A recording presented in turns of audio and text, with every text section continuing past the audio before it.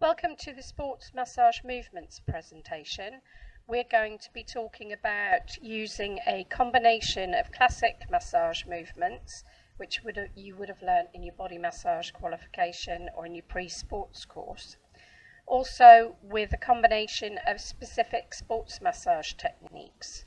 You're going to use a combination of both in all of your sports massage treatments, no matter what area of the body you're going to be treating.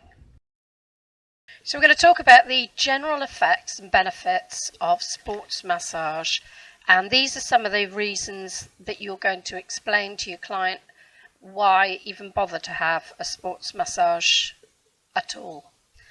And the reason being that it improves the suppleness and flexibility of the body. It's good for lymph and blood circulation. It eliminates waste products and toxins.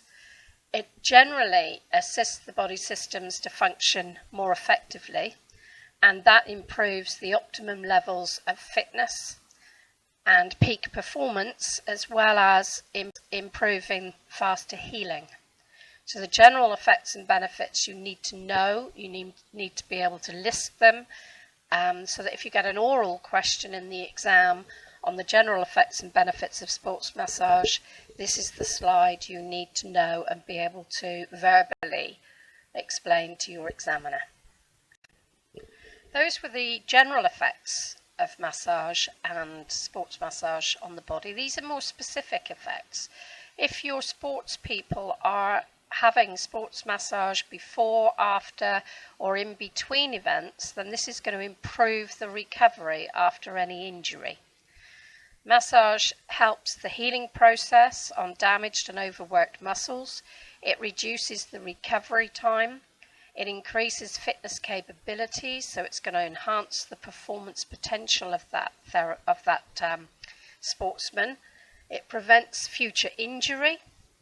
Post-event massage helps to clear away waste and toxins in the lymphatic system. It helps to break down any adhesions and scarring that might be in the muscle after an injury. It enhances peak performance and improves the time to reach peak performance if it's used as part of your warm-up program. So there are lots of specific effects and benefits to sports massage therapy which you ought to know as well. The last two slides really are also explaining why every football club, rugby club, at the Olympics, the running clubs, they all have massage therapists or physiotherapists that do massage working on their sportsmen in order to improve their peak performance, to make sure that they get the best out of their players. They're there to help treat an injury on the spot, to help massage them after the event, to help improve the recovery time, but also to use as part of their warm-up program before an event. So, as we said earlier, this is using a combination of classical movements, and the classical movements, to remind you, are Effleurage, Petrissage, which also includes frictions, percussion, vibrations, and passive moves. These are all a combination of the classical massage movements developed by Per-Henrik Ling in the Swedish Institute for Massage. So these are the classic massage movements. Effleurage is a movement that we start and finish all areas of the body with. It introduces our touch to the client. We use the flat of the hand with the pressures always towards the heart. It's the only movement that we use that aids desquamation. It improves circulation and lymph drainage because of the movements towards the heart and lightly back. It's very relaxing. It leaves the client with a feeling of well-being, so it's calming and soothing. A useful link, so we might do circular effleurage from the top of the back to the bottom of the back, and it's performed mainly with the flat of the hand, maybe reinforced, which means that one hand would be on top of the other. We might use the lower arm or the elbow in a sports massage, or the pads of our fingers, the heel of the hand, maybe the ulnar border, the little finger side of the hand, and maybe alternate hands. So effleurage is a movement which you would use to start and finish your treatment. Petrissage is a deeper movement which you might use after effleurage. Using deeper pressure, it includes kneading, knuckling, squeezing, wringing, frictioning. All of these are types of petrissage. It's very good for loosening adhesions, increasing the circulation, and quite often you will see erythema when you do petrissage, and that's where the blood comes to the surface of the skin, gives a red colour, but a temporary amount of colour. So it reduces toxins, it prevents fatigue by removing lactic acid. So this is a much deeper move that would be done after your effleurage. Percussion, also known as tappement, stimulates the muscle. So after we've used all of the other movements, we might finish with some percussion, a stimulating movement, maybe cupping, hacking, beating, pounding, or using the ends of your fingers on the face. This improves muscle tone and improves the resilience to impact when doing a sports treatment. We would use percussion in a pre-event treatment, but not on traumatized muscles. So it would be a pre-event rather than a post-event massage movement. Frictions is also about applying deeper pressure, maybe cross-fiber frictions is a movement we use a lot in sports massage, focusing on a small area, maybe breaking down any knots of fibrosis, adhesions, stimulating circulation and promoting healing. Frictions gives a pain relieving analgesic effect, stimulates body's natural endorphins. So we might use the elbow, the fist, or the heel of hand to do these frictions, but generally, definitely the tips of the fingers. Vibrations is a movement we do to reduce tension, especially if we've already used petrissage and frictions and that hasn't worked particularly well.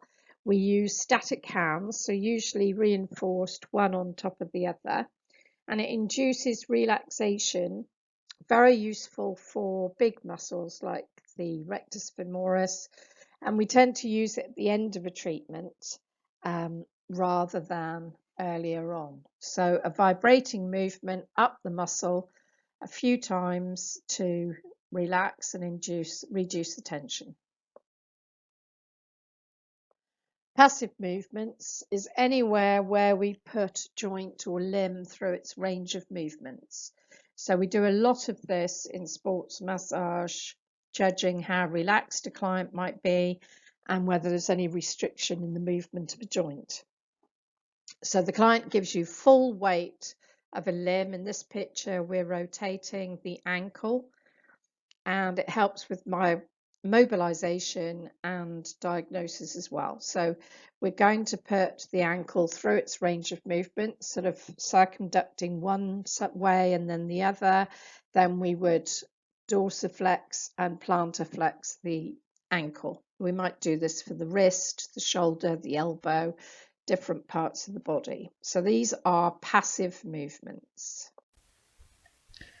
So specific sports massage movements are compression, cross-fiber frictions, neuromuscular technique, also known as NMT, muscle energy technique, which is known as MET, soft tissue release, which is STR, connective tissue massage, which is CTM, and proprioceptive neuromuscular facilitation.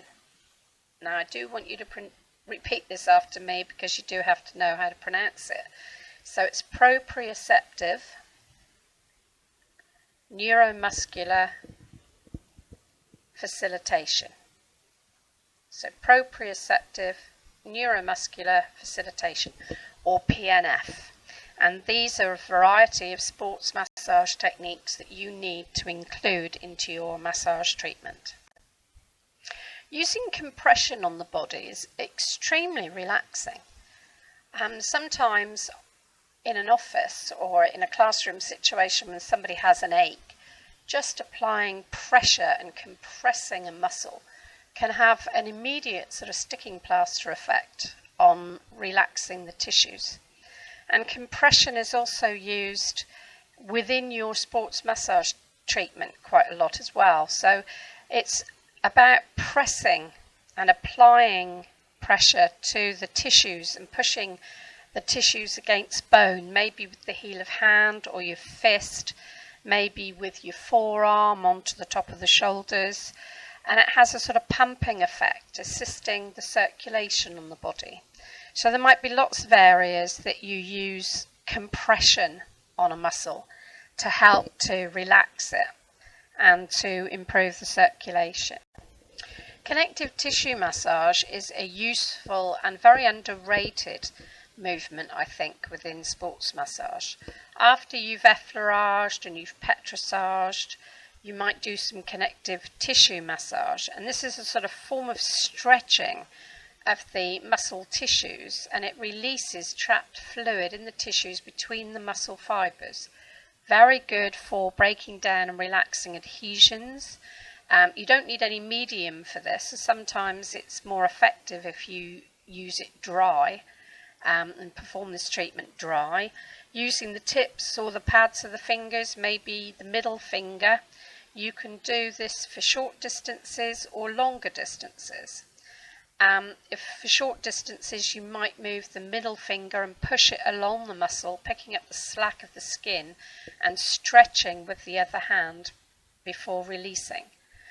For long distances, you might use more fingers, but the other hand would be stretching and holding the muscles fast while this hand moved away and along the length of the muscle. So we'll be using connective tissue massage, and the most important thing to remember is that this releases trapped fluid in between the muscle fibres. So you need to remember that definition of connective tissue massage and why we do it. Soft tissue release, or STR. I like this movement. I think it's one of the most effective movements to use after you've effleuraged, petrissaged. Use your connective tissue release, maybe some cross fibre frictions. Soft tissue release is about releasing congestion and scarring, and it's a combination of pressure and movement. So it's performed with either the thumbs, knuckles, fingers or elbow, and you hold the muscle while getting your client in a contract position. So they're contracting the muscle, and then they're going to take off and relax the muscle and then bring it back into contraction while you're holding tensely on to the muscle itself. So you put this pressure on in bite-sized chunks from the point of insertion, creating a new origin by clasping the muscle. So we're going to do it in bite-sized chunks, and it's about getting the client, so for instance, if you're going to do biceps brachii, you'd get the client to bend the elbow while you clasp just above the elbow, and you get the client then to straighten and flex their arm again. Then you move your position to the next area and they extend and flex again. So this movement is a pressure applying to a tensed muscle or shortened muscle, and you move that pressure along the length of the muscle, but at the same time as it's being relaxed and then contracted again. So the rhythm of this is hold, relax, contract. Hold, relax, contract. And when you hold the muscle's contracted or shortened. The muscle's stretched and it releases the fibres, lengthens the fibres, stretches, releases any adhesions, any stickiness. The stretch might be passive or active, so you might do the movement for the client and then it would be passive, or you'd get the client to do the movement for you. So it's hard though to hold this movement sometimes, so most of this soft tissue release is done with active movement of the client. It's probably one of the most effective movements for working along the length of a muscle and stretching out the fibres.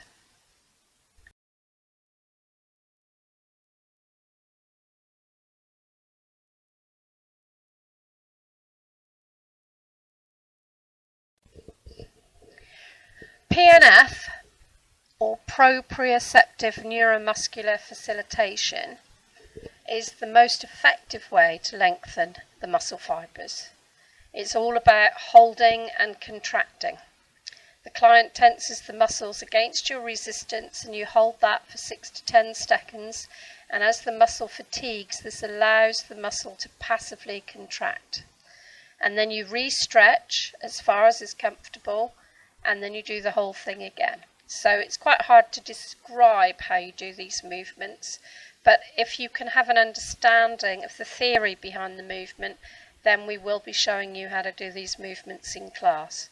So proprioceptive neuromuscular facilitation is known as PNF and is the most effective of all the muscle stretches, and we'll be doing some very effective PNF in the classroom.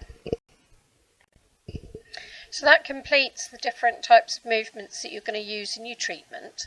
And to give you just an idea of how we use this combination of classic and sports massage movements, the sort of generic treatment order is going to be always to warm up the area and start our massage with Effleurage, warming it up, improving the circulation, so plenty of Effleurage, getting the client used to our touch and giving them a feeling of well-being and relaxation.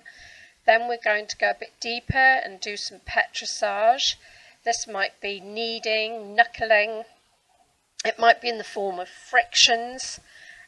We might then do some connective tissue massage. Some areas of the body are a lot better for connective tissue than others. Maybe some cross-fibre frictions if we were doing the arms, then across the wrists, maybe around the rhomboids, around the scapula, around the knee, ankles, so anywhere we might do cross-fibre frictions. Then we would do some soft tissue release, so that would be getting the muscle into contraction first, applying our hold, and then getting the client to relax and then contract the muscle again. So it might be an extension and a flexion, or the other way around. Then we were going to do some neuromuscular technique, so some trigger pointing or NMT, finding any trigger point areas in the muscle and applying pressure to them to release them. We might then effleurage the whole muscle down, draining any toxins and waste products, lactic acid crystals, and eliminating any waste, and to finish the treatment. And then at the end of that, we're going to do our PNF or MET stretches or passive stretches. So that's your sort of generic treatment order, really.